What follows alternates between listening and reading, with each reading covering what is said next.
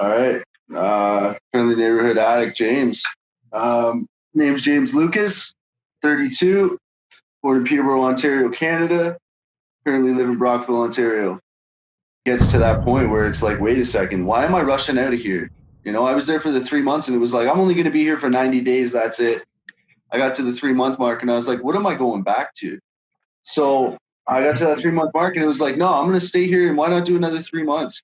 And each time that I just decided not to do the way I wanted to and to begin to kind of trust a process and what recovery could take me, it was like, you know what?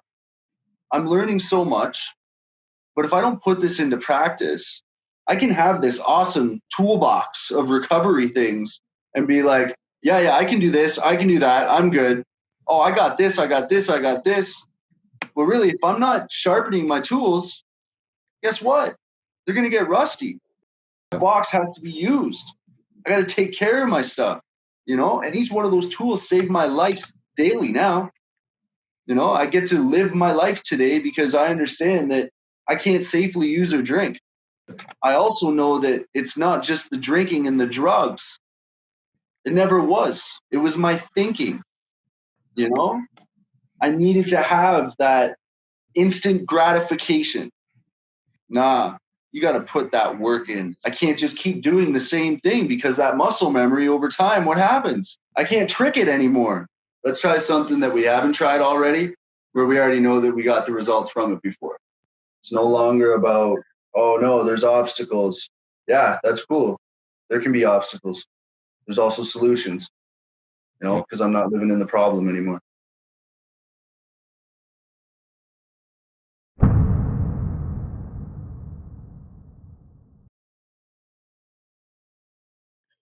Huge. It's helped me more now today than it did in the past because what I wanted to do is I wanted to do it my own way. And when I showed up to the treatment center that I went through here in Brockville, I was 130 pounds, looked like Skeletor, close to Ghost, never worked out in my life. And I felt really uncomfortable, right? Because there's all these people. I'm like this skin and bones person. And I got severe anxiety, what was my underlying issue, anyways. But I didn't really get to see what that was till like 3 months down the road after I was in treatment. Because you know what I mean? And so you never ask why the addict or the alcoholic, you ask why the pain. I went to this gym and you know what? Like, I was so self conscious. Like, I didn't even know how to really I didn't know how to communicate with people, let alone be around other people without having mood altering substances in my body, man. There was a guy in the house. He looked like Hulk Hogan. He was a scary dude. And I walked right up to him and I was like, man, I want to learn how to work out. Can you show me? You know? Yeah, I'll show you. But when you show up, you do exactly what I tell you and you're going to get results. And he's like, because how's your thinking got you anywhere? And I'm like, yeah, it's got me high and drunk for the past 16 years, that's for sure. Trying to do something different. So I did. I followed what this guy told me to do. He kept making me all these little workout schedules, and I would just go. But we were in this small gym for a while, right? I would be like paralyzed in fear, thinking everybody was watching me. 3 months after that, while I was in treatment, I wasn't working out. I would go to the basement where they had a bench press, and I would try to do it on my own. If I don't have somebody to show me the way and I think I'm going to do it on my own, well, guess what? I'm going to relapse. I got to learn about discipline. I have to learn about patience. It's not about trying to get it all done at once with that all or nothing thinking. You know, less is more. But it took me a long time to get there, right? Because it was like, no. If I push all this weight, I'm going to be good. Boom. Myself a pinched nerve in my shoulder. It was done for like 5 days. It was just like, oh, awesome. Now what? Now I'm going backwards. Just like recovery. 2 steps forward, 1 step back. 3 steps forward, 2 steps back. 5 steps forward, 4 steps back. I'm still going forward at the end of the day. But through time, consistency, practice, patience, the discipline, having a schedule, having the routine, building that muscle memory, just like recovery, building the new rewiring of my brain with healthy habits, with healthy thinking patterns, you know? Over time, things happen. I can look at a blade of grass on the ground and tell somebody, hey, you stare at that for the next 12 hours and tell me what happens. They'd come back to me and they'd say, I don't see anything. I'd be like, well, you know what's funny? It grew. You just couldn't see it.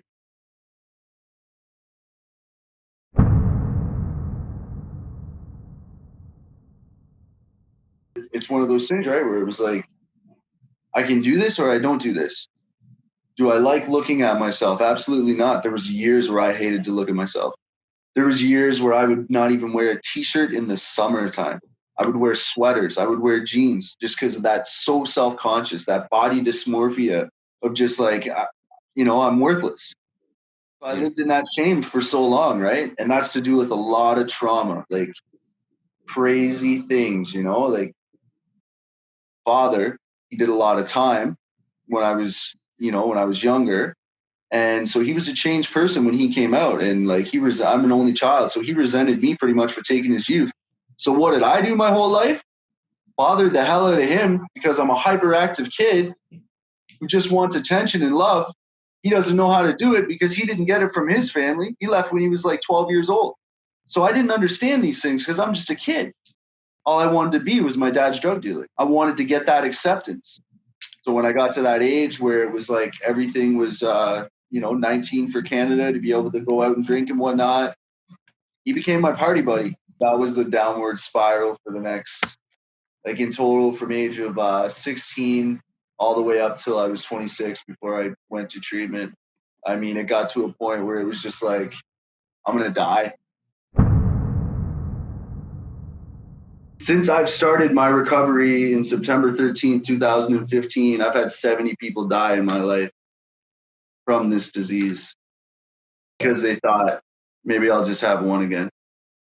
I'm not just an addictions counselor. I'm a facilitator. I teach groups. I run groups. I help with intakes. I wear like 9 hats at the place I work, and I'll tell them, I'll be like, listen, there's a lot of places where you can go for support, One is the gym.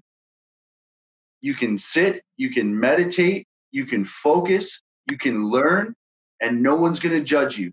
Right there, the only thing that matters is moving those pins. That's it. It's all you have to do. And the more you move those pins, the more easier it's going to be. And then you'll want to move it down a bit so that you can do more. And before you know it, when you look in that mirror, you're going to be like, wait a second, I can see something different. And I'm like, and when you do that, look in that mirror and then finally say something positive about yourself. But if you keep having that negative talk about everything to do with how you feel about yourself, and you keep reminding yourself, I'm a piece of shit, I'm worthless, I'm terrible for the things I've done, guess what?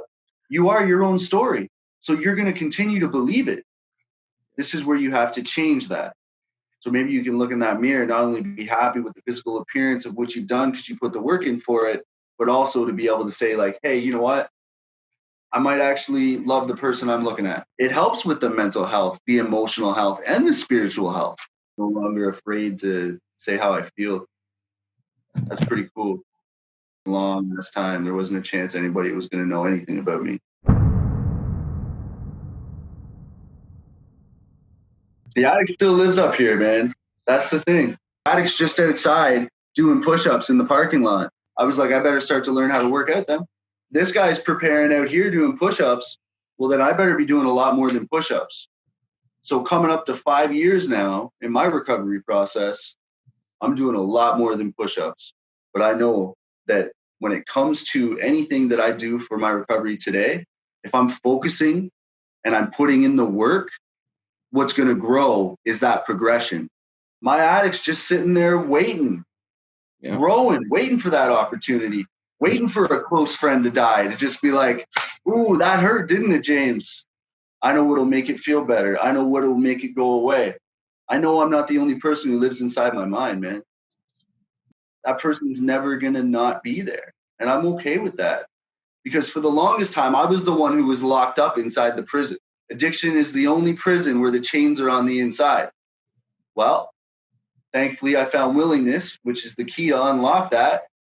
And now he can hang it up there. And that's cool. I'll have conversations with him sometimes because first thought, second thought, third thought, sometimes all three of those are wrong. That's when it gets back to that discipline part. Wait a second. Am I making the right decision right now? Have I weighed out the pros and cons of what's going to happen? I make tons of mistakes in my recovery, man. But the best part about having those mistakes, I look at them as opportunities for growth. Because if I don't repeat that same mistake, I've learned something from it, and now I can help the next person